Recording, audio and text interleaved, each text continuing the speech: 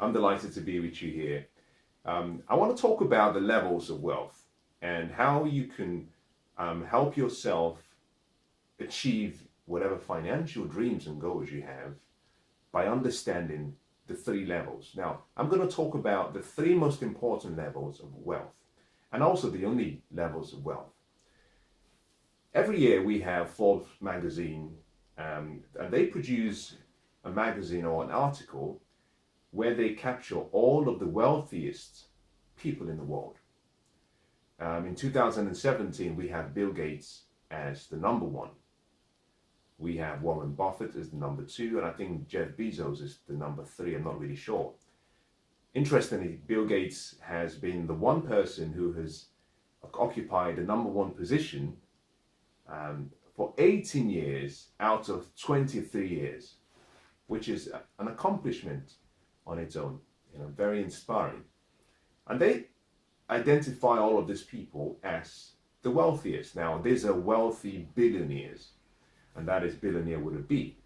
Now, for those of you who are not really aware of it, to become a billionaire from a millionaire and trying to compare the difference, a billionaire is a millionaire that has done it 1,000 times. So when you achieve a million, when you become a millionaire, you have to do that 1,000 times to become a billionaire. And that is not just something to be taken for granted. It's quite an accomplishment. It means, in my opinion, it means that you are doing something that only the top 0.3% of the entire world is doing. As a matter of fact, the number is actually less than 0.3%, especially if you're using a consistent currency evaluation method. But it means that you're serving more people. It means that you're adding more value. It means that you're solving more problems for people. And I believe in the law of compensation. And let me define what that means. The law of compensation simply says that the amount of income or the amount of wealth you have will be decided by three factors. Your income will be based on one, the need for what you do. Number two, your ability to do that job and do it very well. Number three, the difficulty and challenge there will be in trying to replace you. And I've always believed that compensation is a reward for doing something. You exchange what you have for something else in return. So all of the people identified on the Forbes list have served more, and they deserve all of it. But how we define wealth is quite interesting. It's a very subjective word and the term, and it brings various pictures to our minds. Now, what Forbes magazine focused on is what we call financial wealth. And it's one of the levels of wealth. However, it's what I call the least important level of wealth because it's number three. Now, let me start by explaining the three levels so you can understand. At the bottom level is what we call material wealth. Material wealth has to do with what you have, what you can see, what you can touch, the assets you have, whether that be in monetary terms, whether that be in various forms of assets, stocks, bonds, mutual funds, we call that paper assets, whether that be real estate, buildings, lands, even airspace, we call that real estate. Or whether that be in commodities, in oil, gas, gold, silver, it all varies, or whether that be in a business. That is material wealth. That is the least important level of wealth. Now, above the material level of wealth is what we call the mental level of wealth. And that is simply when you get to the point where you realize that wealth is created first, not by what you have, but it begins in your mind. You realize actually that you create wealth in your mind. Now, at the highest level of wealth is what we call the spiritual level of wealth. Some people might use a different term, but it's simply the recognition that you are wealth. That wealth is not something external to you, that you are wealth itself. But how you manifest that wealth will vary in various areas of life. And so let me talk you through each of those levels. And I'll start with the highest level because I think it's the most important. I'll move to the second level, and then I'll finish by talking about the third level of wealth. The highest level of wealth, like I said, is the spiritual level of wealth. Now, to understand the spiritual level of wealth, let me start by saying this. Now, this might come across as very foreign to some of you, but we live in three planes of understanding. By that, what I mean is, to understand who you really are, you have to see yourself beyond the person you see in the mirror. You have to see yourself beyond what you call yourself as a name. You have to see yourself beyond what people refer to you as. You have to understand that you are what I call a trinity. A trinity deals with three things in one, three of which are one at the same time. You are a trinity. This means that you are, first of all, a spirit. You are not a physical person having a spiritual experience. It's quite the opposite. You are a spiritual being and you're having a human experience, a human journey. And part of that, just so you understand, is there is always a time to be born and there's a time to die. Between those two times is what we call life. Before and after those two times, we call that eternity. So we are spirits that have come from eternity, and we are going through this experience on earth to enjoy this, what I call a journey through life. If you understand that concept, then what it helps you with is it helps you start to see yourself beyond what you are right now. Because it starts to empower you with the understanding that if you are connected to a much greater source, an infinite source, and you are a spirit, and you've come from eternity, then it means that everything that exists around the world that you can see can be created by who you are, because you are connected to a greater source. Some people call that by a name. And if you want to understand yourself, most people say, well, I don't really believe in theology. Some other people say, well, I believe in science. Interestingly, both of them do not contradict themselves. They're talking about one and the same. One focuses on the message. The other person focuses on the messenger. Two different things. One focuses on the cause. The other focuses on the effect. Science and religion, or theology rather, are not contradictory. They simply focus on two different things. The same thing, one studies the effect, the other studies the cause. But if they look very closely, they will find that they're talking about one and the same thing.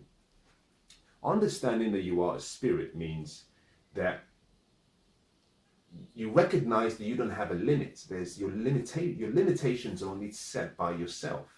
This means you have an unlimited potentiality.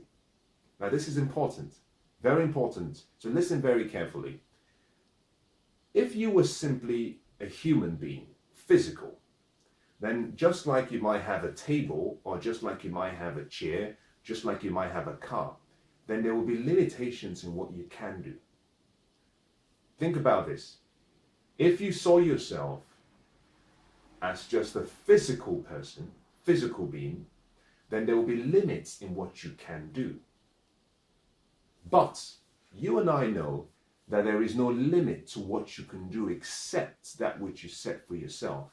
And whatever your mind can conceive and you believe it and you expect it and you're willing to work towards it, you can achieve. Now, the only reason why you can achieve whatever you can dream in your mind is because you are a spirit and you don't have any limitations except the limitations your mind sets. So starting by understanding your spirit means that wealth is you. You are wealth. Wealth is not something separate to you. Wealth is something that you are. Now, once you understand that, then you're in what I call a beautiful state. And I'll explain this so you understand. Wealth is not material. Material is a manifestation of wealth. wealth is not physical.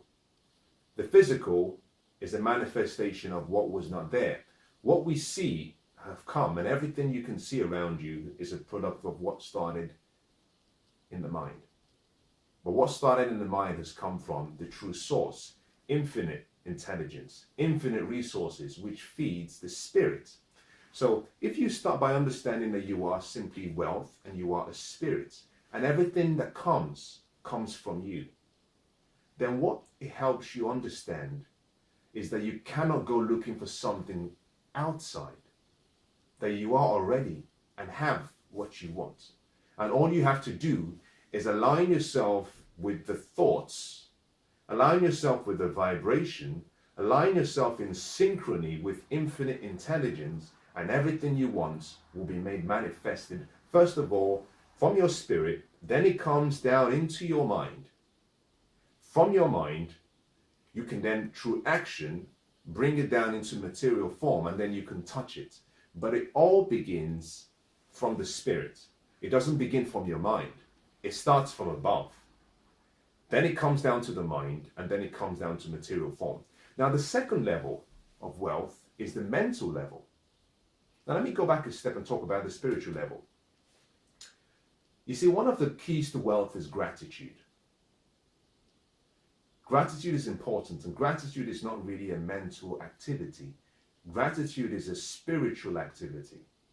Gratitude is recognizing and getting in synchrony whereby you are in vibration with the true source of everything, where you recognize that everything has come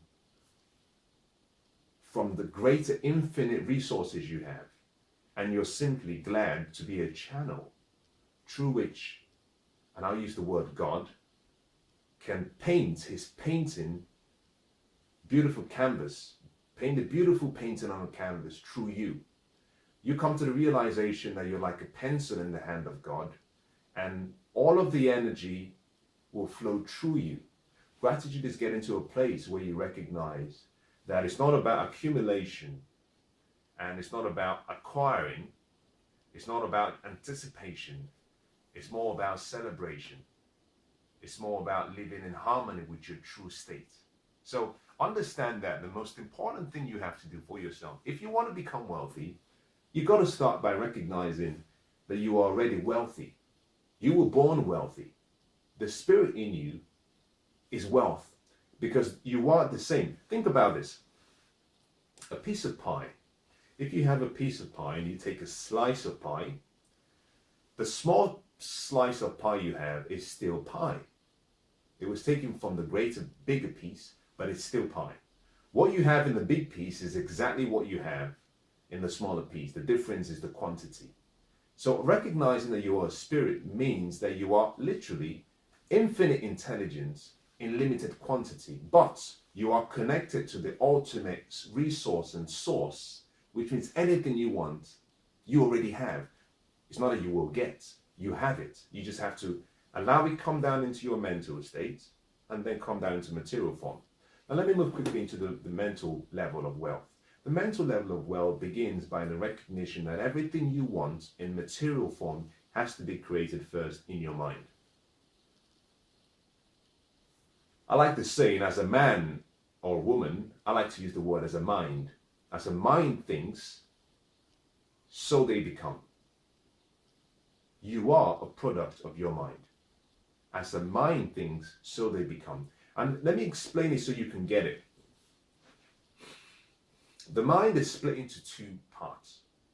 If you've ever seen the Titanic, the film The Titanic, the Titanic was sunk as a result of a collision with an iceberg. Now, when it was discovered, or rather, when the sailors discovered that they were about to make a heavy impact with the iceberg, they were on board and they could see. They had started to use binoculars to see, and what they saw far ahead was an iceberg, but all they could see was a portion of the iceberg. Now, an iceberg If I could draw the diagram, or if I can paint it in using words, paint the picture of an iceberg in words. An iceberg, if you can imagine it, has about 7/8 of its entire size below water. 1/8 is above water. In the same way, your mind is like an iceberg. 1/8 is what we call your conscious mind, and that's where you use things like your five senses: smell, sight, sound, touch, taste. The 7/8 is what we call the subconscious mind.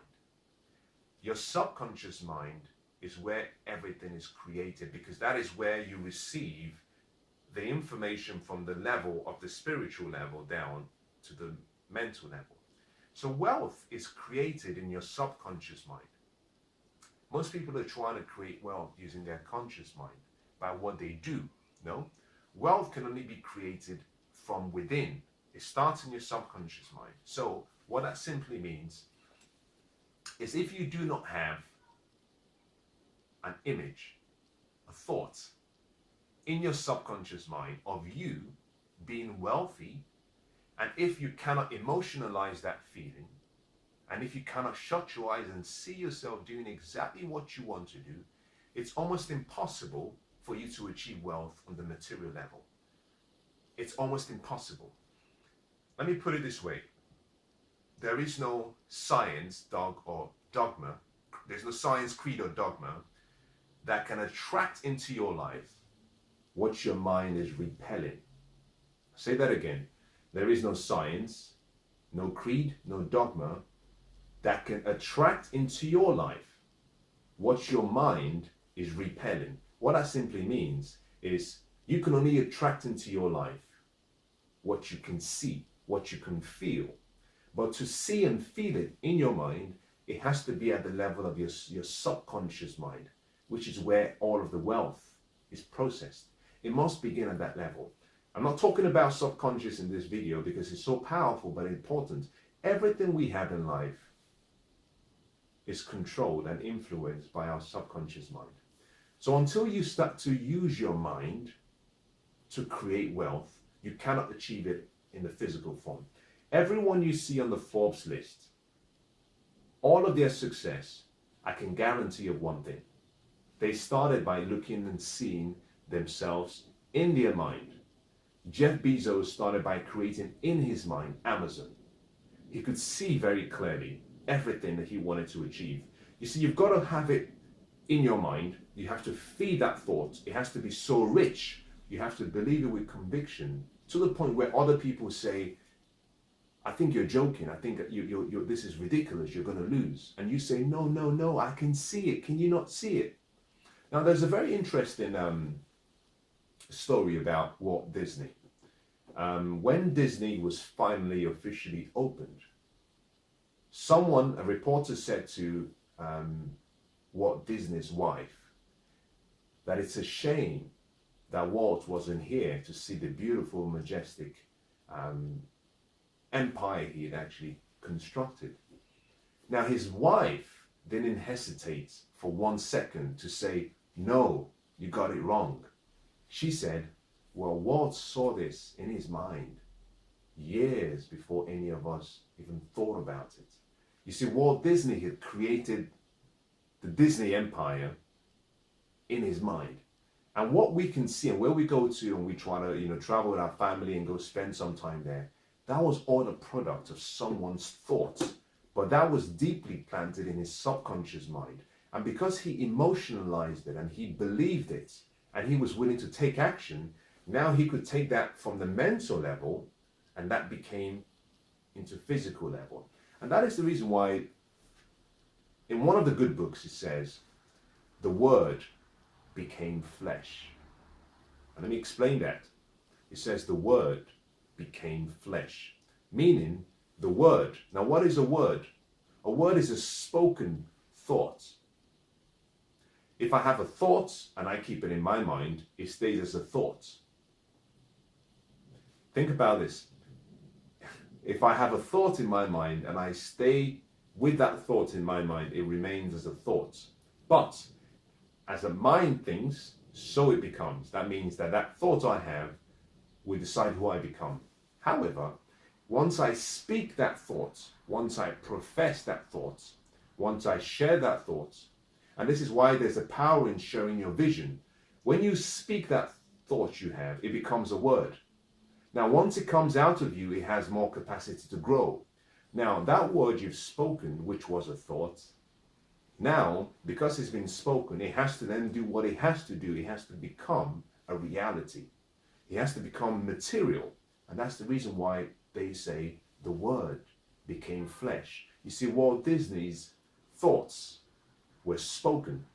He shared that with his business colleagues. He went to banks, he went to his partners, he spoke to his family. The more he shared his thoughts, the more he attracted people who believed in that vision. By sharing it, people said, listen, we'll be able to contribute our time, our resources, our intelligence, our energy to make that word a reality. And so Disneyland is a spoken word. It's also a spoken thought. Disneyland is a thought which became a word, which became flesh. By that I mean material. Now, why am I explaining using this example? You've got to understand that material wealth is simply a thought that became a word, that through activity has become flesh or become reality, and that you can see. So when we talk about the Forbes list and the billionaires, what Forbes is comparing is the net worth, which is the physical, the material manifestation of their thoughts. And they're comparing the value in monetary terms of their thoughts, but not just the value of the thoughts, the level of activity they've had to put in to make that thought a reality. Now, I hope that makes sense. So I'll summarize by saying this. There are 3 levels of wealth. If you want to become wealthy, do not start from without. Stop trying to get things. Stop trying to acquire things, because that is the least important level. And you don't get wealthy by what you acquire.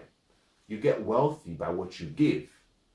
The key is in the giving. But to give, you've got to go from the material level to the mental level, from the mental level to the spiritual level. So, in summary, there are 3 levels of wealth. There's the spiritual level of wealth, there's the mental level of wealth, and there's the material level of wealth. Those who have kept and who remain wealthy, remain very prosperous, are those who understand these 3 levels. There's a people who understand the spiritual level and are very grateful for life. They're very giving in life.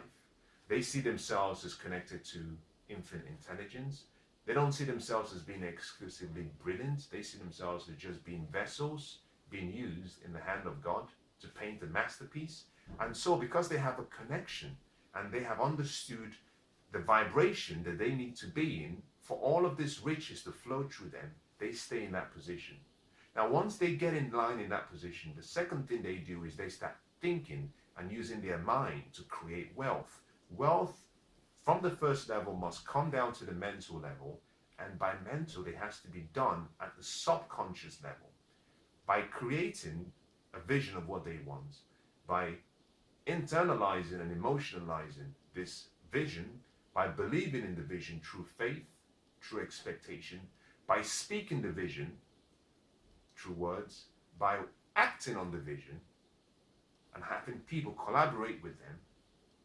That vision becomes reality.